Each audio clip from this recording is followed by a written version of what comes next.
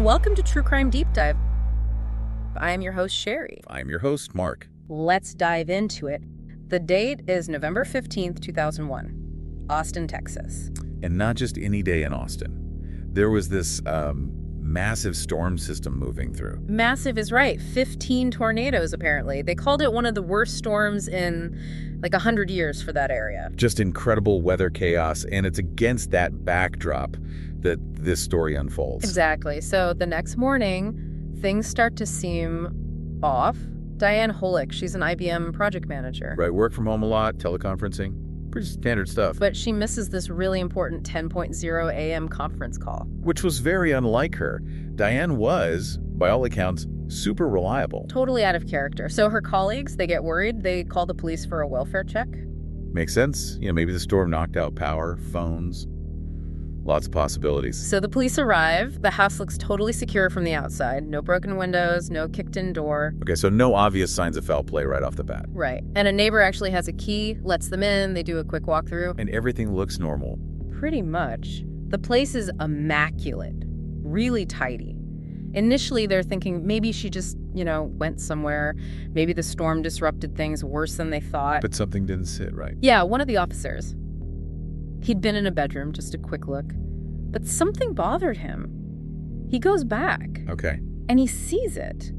On the far side of the room, there's this daybed, and the bedspread is pulled over something. Pulled over deliberately, you mean? Like hiding something? Exactly. It just didn't look natural. It looked concealed. That changes things. That's not just a messy room. That's intentional. And when they pull back the cover, they find her, Diane's body, halfway under the daybed. Oh, no. And it was clear what happened. Immediately, there's a deep furrow mark on her neck, unmistakable sign of strangulation. So right there, the welfare check becomes a homicide investigation. Instantly, the lead investigator said, quote, "We were dealing with a homicide, no question." A terrible discovery. Right there in her own home, which should be a safe place. Absolutely horrific. Detectives Tracy Garnish and Eric De Los Santos, they catch the case. Right, so their first job is figuring out her last movements. Building that timeline. Exactly. They find her computer was last used around 3:59 p.m. the day before, Thursday afternoon.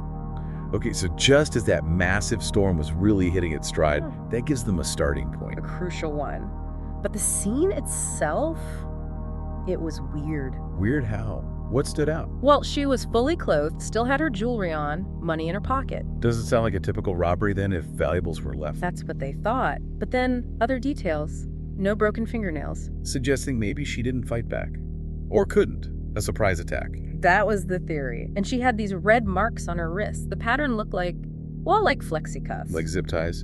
But they didn't find any cuffs or the ligature. Nope. Neither were at the scene. Gone. Okay, that's significant. Restraint was involved, but the means were removed. And one more thing, some makeup smeared on the rug nearby. Potentially where she was initially taken down. Mm-hmm. Like the point of attack. That's what investigators suspected. It was just a confusing picture. Yeah. No signs of a big struggle, valuables left behind, but clear signs of violence and restraint.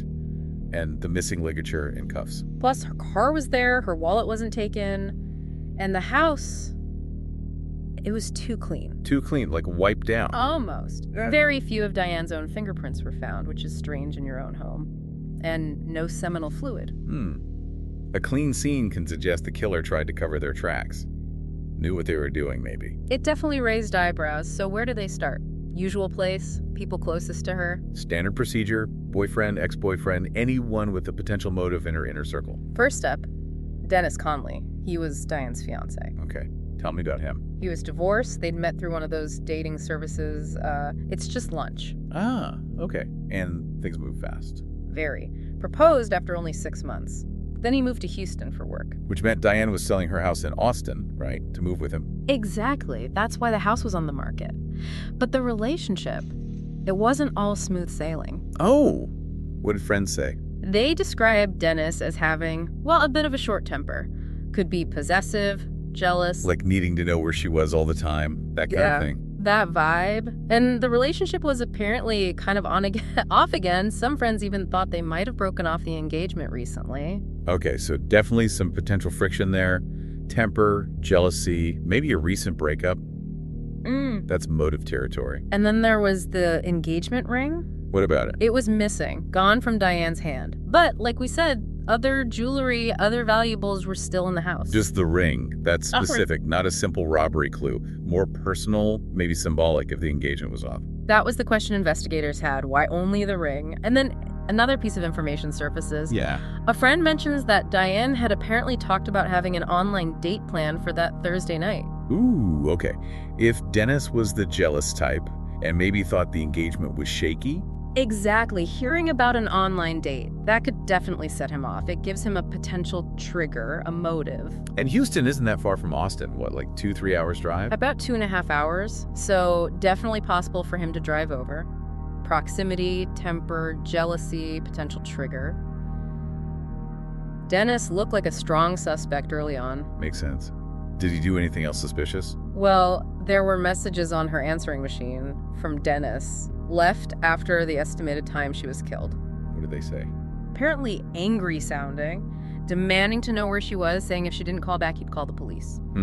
They can cut both ways, right? Mm-hmm. Could be genuine worry, or it could be someone trying to look worried, creating an alibi after the fact. Precisely. A tactic to appear unaware. When Detective Garnish questioned him, he apparently seemed a little bit on the aggressive side. Defensive, maybe. Could be. Right. He mentioned their relationship problems, the stress they were under, brought it up himself. Okay, so what was his alibi? Where did he say he was?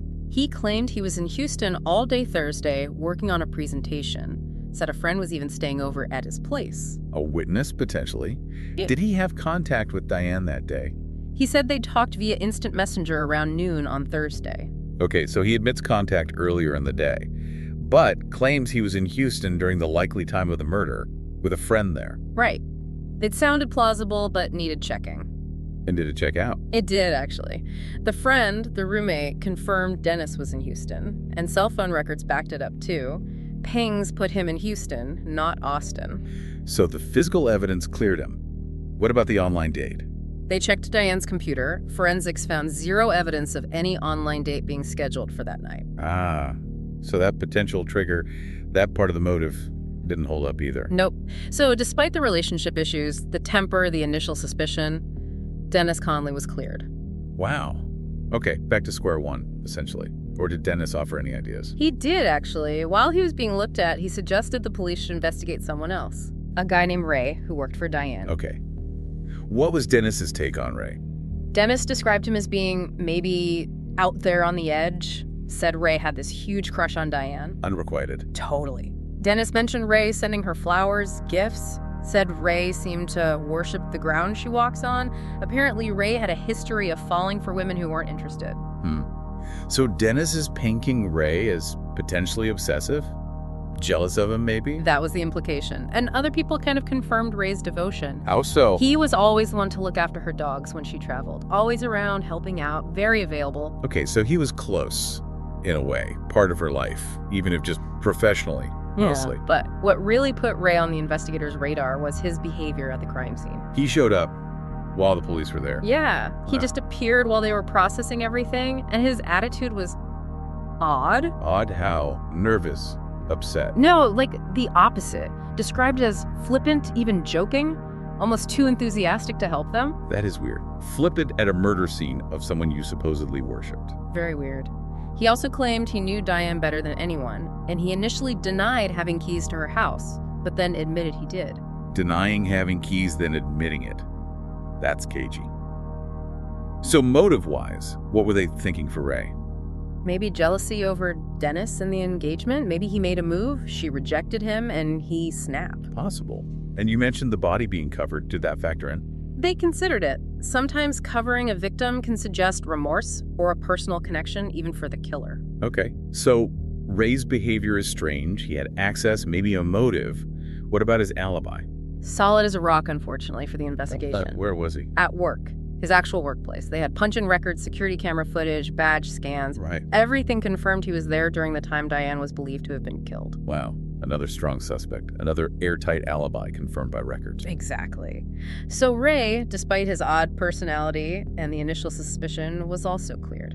Man, this case is full of dead ends so far. It really was. But Ray, before he was totally dismissed, he mentioned something interesting, almost offhand. What was that? He was talking about the upstairs bedroom where they found Diane. He said she never goes upstairs. Huh? Why not? Just didn't use that part of the house much, apparently. So Ray suggested maybe she was showing the house to someone since it was for sale. Ah, that makes sense. If she rarely went up there, maybe she was with a potential buyer. Exactly. That comment suddenly opened up a whole new avenue. Maybe it wasn't someone she knew personally at all. A stranger homicide connected to the house showing. That became the new theory. And when they asked around, friends and colleagues confirmed it. Diane did have a potential buyer scheduled to see the house that Thursday. Okay, now we're getting somewhere. Did anyone know anything about this buyer? One friend, Cynthia, knew about the appointment. She said the buyer was supposedly moving to Austin, wife and kids, the whole deal, and paying cash. Cash buyer. That always gets attention. Did Diane describe him? Not really in detail. Diane was excited about the possibility, but Cynthia didn't get much of a description. Did Cynthia say anything else? Yeah, crucially, Cynthia remembered warning Diane, told her to be careful letting strangers into her home alone. Hindsight is brutal, that warning. Yeah, so investigators hit the neighborhood, started canvassing, asking if anyone saw anything. Find anything? Not from the immediate neighbors initially, discouraging, but as they widened the search, a pattern started to emerge. What kind of pattern? Other people selling their homes in the area reported encountering a suspicious man. Same guy? Seemed like it. They described a man, sometimes called himself Mel, driving a metallic-colored minivan. Okay. What was suspicious about him? He made people nervous, described as having a domineering attitude. Claimed he had cash, wanted to pre the house alone first, said he'd bring his wife back later. That's pushy. And viewing alone first. Bit of a red flag for sellers. Definitely. Multiple people reported similar interactions with this Mel and his minivan. And did anyone see him near Diane's house? Yes. Huge break. A neighbor specifically remembered seeing a metallic minivan parked in Diane's driveway. When? Around 5:00 p.m. on Thursday, the day before her body was found. Right in that critical window after her last computer use. Okay, that's big. Yeah. Placing the mystery van at her house. Did they get a description of the man himself? Yeah, piecing it together from the various sightings. White male, brown hair, kind of a large nose, maybe 5'10", over 200 pounds. A distinct description building up. Oh, yeah. Any other encounters? Yes, they found another woman nearby. Same day, Thursday, but earlier, around 3:00 p.m. Man matching the description visited her house, also for sale. Same guy. She thought so. Gave her a creepy vibe. But this time, he used a different name. What name? Called himself Walter Miller, and he gave her a phone number, said he'd call back with his wife. Mel. That Walter Miller. Definitely Yeah. trying to hide his identity. Did they trace the name or number? Walter Miller didn't exist in any databases. Dead end. But the phone number, that traced to a real person. Ooh. A guy named Matthew Spolsky out in Bastrop County, about 35 miles away. Okay. A solid lead, finally. Looked like it, but no. Another frustrating dead end. What happened? Spolsky didn't match the physical description at all, and get this, he couldn't have been driving around Austin because he was laid up, physically incapacitated from a recent car accident. Wow, so the guy gave out a real number, but belonging to someone totally uninvolved and unable to be the suspect. Exactly. It proved the suspect was using false info, trying to cover his tracks, but maybe got sloppy with the number, or used an old contact, who Right. knows? So the investigators knew they were dealing with someone smart, or at least careful, Yeah. but maybe someone who was making mistakes by interacting with so many people. Right, they felt he was overexposing himself. But it also highlighted just how tough stranger homicides are to solve. No obvious connection, just painstaking legwork. And you mentioned Diane's father was a homicide detective. Yeah, retired NYPD homicide, added a layer of, personal drive for the Austin PD to solve this. They really wanted to get justice for one of their own, in a sense. I can imagine. So how did they finally break through? The composite sketch. Based on all those eyewitness descriptions of Walter Miller. Sketches can be hit or miss, but sometimes. This one hit big time. They released it to the media. And the phone started ringing. Non-stop, calls flooded in. Multiple women, all across Austin, recognized the man in the sketch. From seeing him recently. Over the past 6 months, he'd been doing this for a while. 6 months. Wow. What was his pattern? Targeting affluent neighborhoods, always daytime visits. Seemed to focus on homes where stay-at-home mothers might be present. This was during a bit of a real estate downturn, too. So the theory was he thought they'd be more eager to sell, maybe let their guard down, more vulnerable. That seemed to be the thinking, a very calculated, predatory approach. It looked like he was escalating. Escalating how? One woman called in about an encounter just 2 weeks before Diane's murder. Same guy, matched the sketch, came to her house. What happened? He picked up a sales flyer from outside, she let him in, and he followed her. Right into the master bedroom. Whoa, that's crossing a line. Way too personal. She said she got a really bad feeling, felt very uncomfortable, scared. He only left because her baby started crying. The baby crying interrupted him. Wow, that's a close call. Incredibly close. And when he left in a hurry, he left the flyer behind. Dropped it inside her house. He left the flyer. That could be huge. Physical evidence. Potentially. Then another woman called. Similar story, aggressive man demanding to get into her house. Did she let him in? No, thankfully. She felt threatened, got spooked, but she had the presence of mind to do something crucial. What? She got his license plate number as he drove away. Yes, that's the key. Did it match the minivan? Bingo. The plate came back registered to a metallic-colored minivan, the exact type seen in Diane's driveway. They got him. Who was he? The registration led them to Anthony Russo, 38 years old, living in Cedar Creek out in Bastrop County again. Anthony Russo. Okay. What was his deal? Just some creep looking at houses? Oh, it was much, much darker than that. Russo had a record, a serious one. He'd recently gotten out of prison, served over 8 years for aggravated kidnapping. Kidnapping? What were the circumstances? He'd tied up a woman, held her hostage, a violent past. Tied her up. Like the marks on Diane's wrists. Okay, this is looking bad for Russo. What was he doing now? This is the really unsettling part. He was working as a music minister at a small local church. Wow. From aggravated kidnapper to music minister. That's quite a contrast. Yeah. And deeply disturbing. Totally. So knowing his violent history, the police planned carefully. They decided on a nighttime approach to his house. Less chance of confrontation, maybe catch him off guard. Smart move. Did they find the minivan? Yep. Pulled up, middle of the night, and there it was. Metallic minivan parked right outside. Matched the description perfectly. And Russo's reaction when they knocked? Surprisingly calm, apparently. Not shocked to see the police. He even told his wife something like, "Oh, it's probably about my parole." Not surprised. That's interesting. Almost like he was expecting something. Or just very cool under pressure. Hard to say.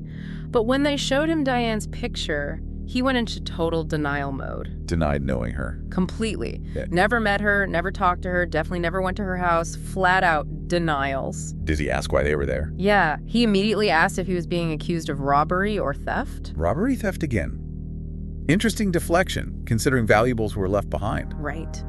He denied any involvement in her death whatsoever. So they asked him for his alibi for that Thursday afternoon. And what did he say? He claimed he was in Austin that day, around 4 p.m. Said he went to visit a Christian radio station about a website he was working on. Okay. That puts him in Austin. What else? He said he got lost because the storm was so bad, and that he was on the phone with his wife the entire drive back home to Bastrop County. A specific alibi. Did he mention looking at houses? Nope.